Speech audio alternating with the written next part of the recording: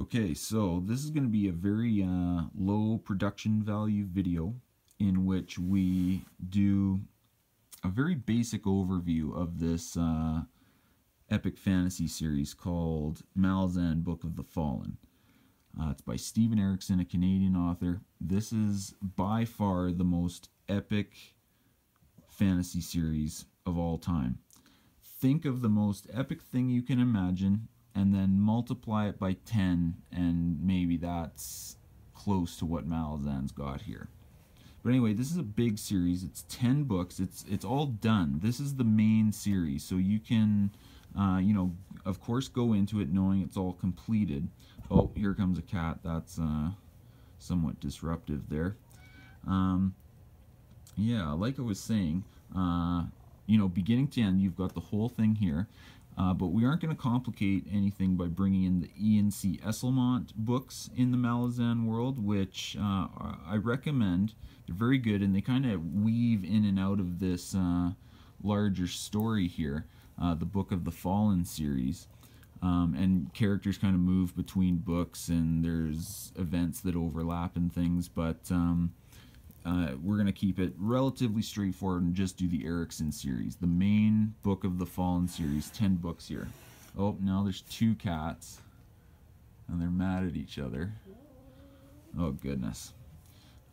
Anyway, so these books are big. They're mostly 1,000+ pages, with the first one, Gardens of the Moon, there being relatively short.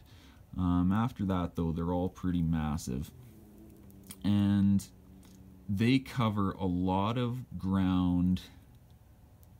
I mean, kind of literally, because it's like a geographical notion there. These books take place over multiple continents, and the events span a very large area, and many world-changing events all over the place. Whereas I'd say most fantasy series, the author comes up with the world, but the story, for the most part, takes place in a fairly limited region overall. Like, if you think of something like Wheel of Time, like there's so much more to that world than where it takes place. Same thing with something like Song of Ice and Fire.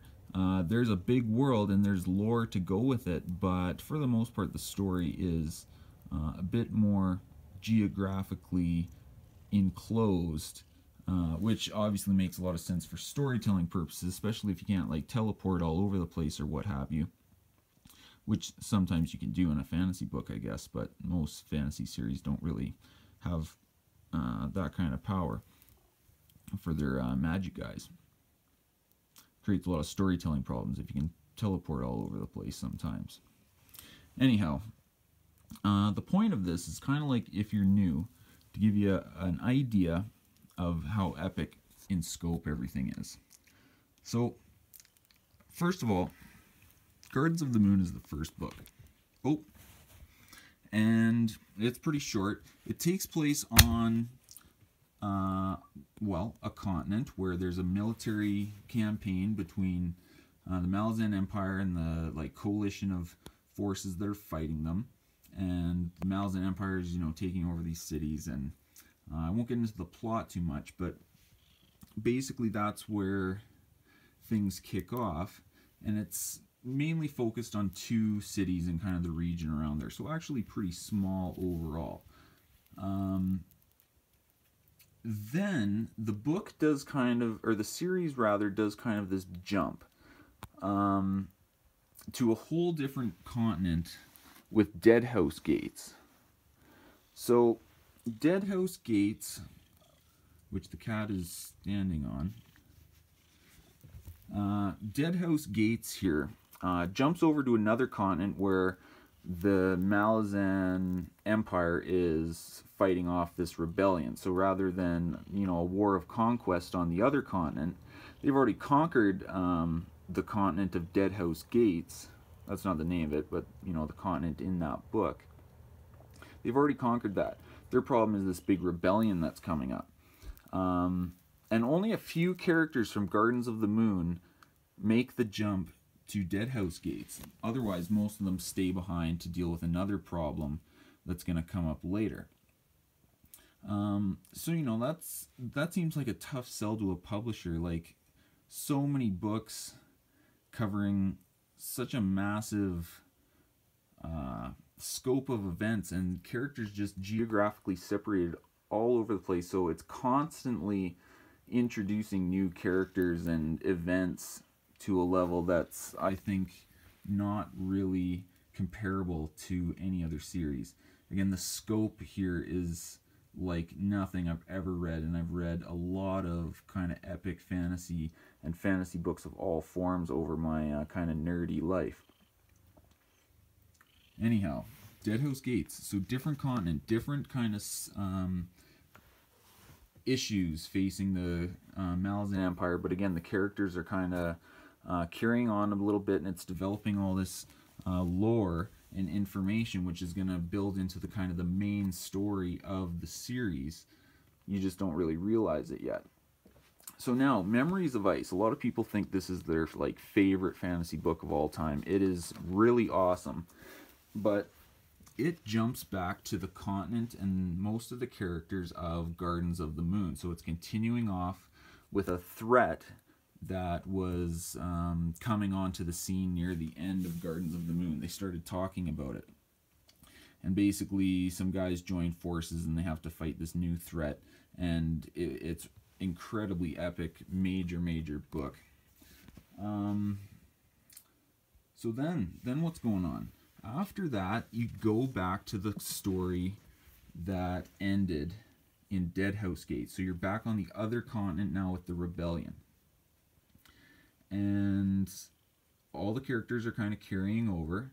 And there's some, you know, mix and match between, or not, some of the characters kind of jump between books. So some guys who are here, they're going to show up here as well. So it keeps some continuity and some familiar faces along the way.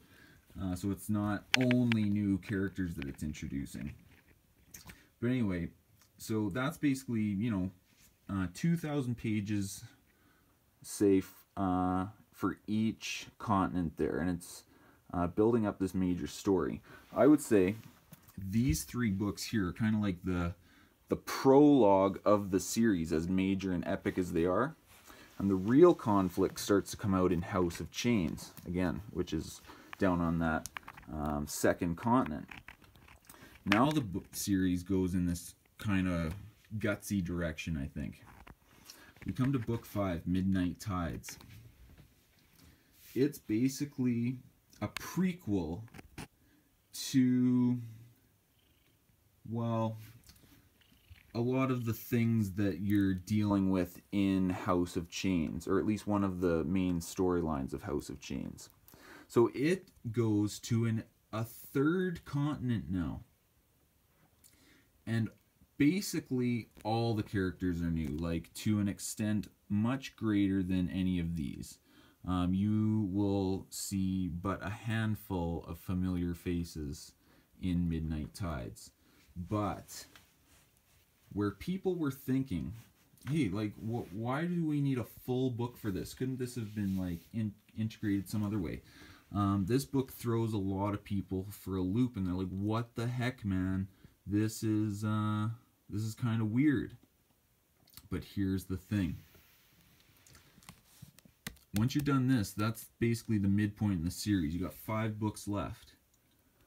As you work toward the end of this series, everyone is going to this continent here.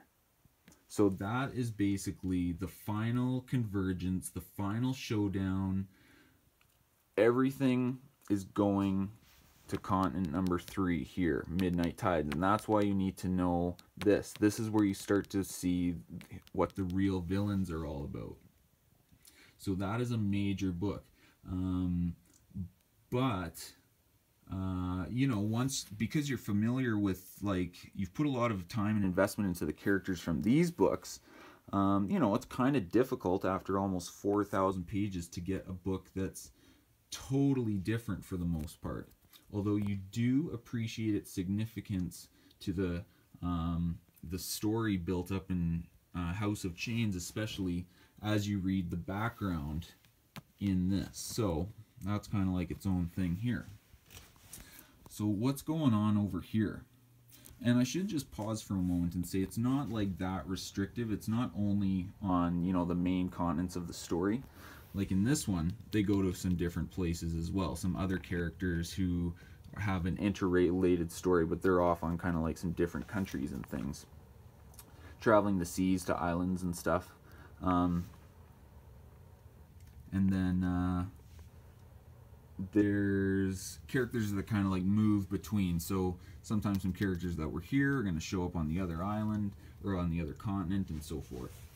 But anyway, now we get to the second half of the series. The Bonehunters, again, takes you down to continent number 2. So you're picking up after the big major grand finale of House of Chains, and you have the added background provided by Midnight Tides to explain a lot of what's going on. And now you're continuing this kind of chain. So you can kind of see what you're dealing with in a way.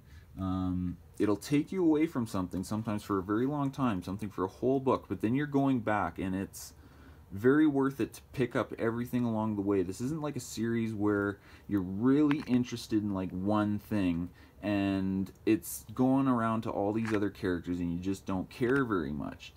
You want to get back to like your main hero or your main handful of characters that you like the most. These books aren't like that. There's not like a main character who you're following from one book to another.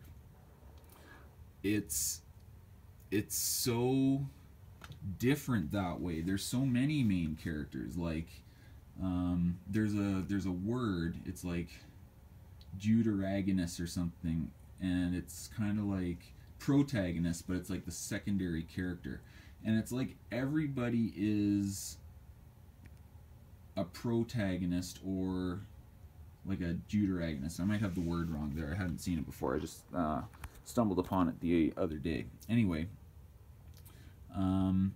so back to the sequence here. So we're talking about Bonehunters, which is picking up after House of Chains on continent number 2.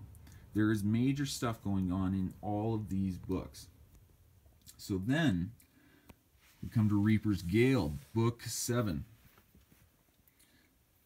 Reaper's Gale is going to take you back to Midnight Tide. So you can kind of see, like I was saying, things are going to ultimately converge on the continent number 3 that you spent a whole book on in Midnight Tides.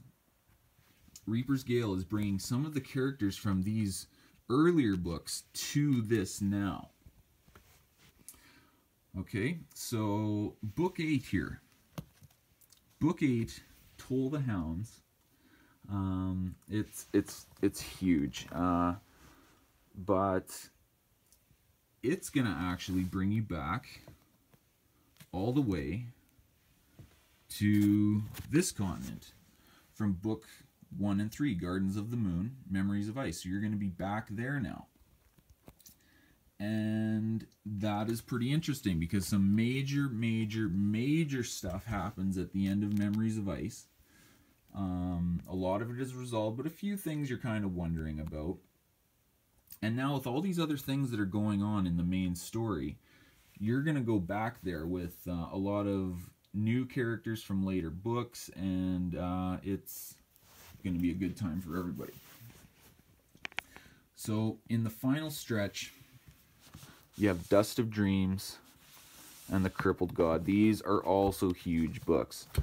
I've heard Erickson say, I think I read in an interview or somebody was saying, as is the case with a lot of these monster fantasy series, like the final book just gets so big and it gets split up in two. Like if you think of Memory, Sorrow, and Thorn, or the last Wheel of Time book, like I guess when Sanderson took over, it turned into 3 books, I think, didn't it? But so I guess this was supposed to be like 1 book, but it was just a little too crazy. So you know you got 2 books that are ridiculous. Like, can you imagine a book It's just not right if that was together. Couldn't carry it around. You would wreck your back. So anyway, Dust of Dreams and the Crippled God. You're building to the ultimate final showdown, and everyone is converging at continent number 3. So you're bringing all these epic characters from continent 1, 2, and a bunch of kind of other places around that have a sort of supplementary role in the story. You're going back to continent number 3 for the ultimate grand finale. So this is very epic, and we're talking about a cast of like 1,000 characters here, and it's not like a few characters are super important and the other ones are supporting. There are a lot of what we would want to call main characters in this series. I guess the responsibility to further the story and get to resolution, it is shared by very many. So that's about it here. We could have talked about the Esselmont books and integrated the novels of the Malazan Empire that he wrote into the main series, but we don't want to make it too complicated. Anyhow, this series is unbelievably epic. Very high-powered conflicts between gods and mortals with crazy magic and a lot of cool stuff. And you're talking about 10,000 pages of massive, world-spanning, earth-shaking kind of fantasy stuff. And it's awesome. I hope this explanation was kind of interesting and gave you an idea of what to expect and give some context to the overall series without spoiling anything, just kind of discussing the structure of how it progresses. And yeah, I don't know. Hope you read Malazan. It's pretty awesome. Later.